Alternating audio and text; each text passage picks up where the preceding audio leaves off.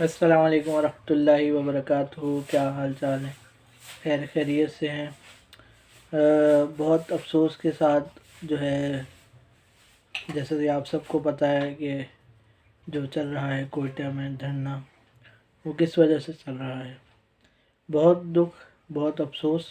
اور جس طرح میں نے ہمیشہ اپنی ویڈیوز میں کہا ہے کہ پاکستان کا جو دشمن ہے وہ نہیں چاہتا کہ پاکستان میں امن و سلامتی رہے، اور ہم لوگوں کو وہ سمجھتا ہے کہ ہماری کمزوری ہے فرقہ واریت، اور وہ اسی کو استعمال کرتا ہے ہمیشہ سے۔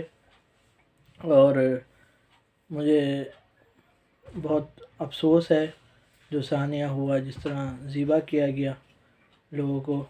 اور میں ریکویسٹ کرتا ہوں پرائم منسٹر صاحب سے کہ ان کا جو مطالبہ ہے کہ وزیر اعظم صاحب جو ہیں وہ آئیں، دھرنے میں شرکت کریں، تو یہ ان کا جائز مطالبہ ہے، کوئی غلط مطالبہ بھی نہیں ہے۔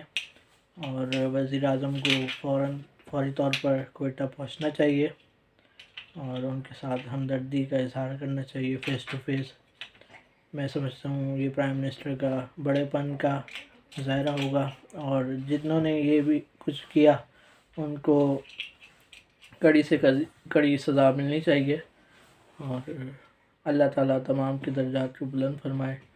تھینک یو، شکریہ۔ السلام علیکم ورحمۃ اللہ وبرکاتہ۔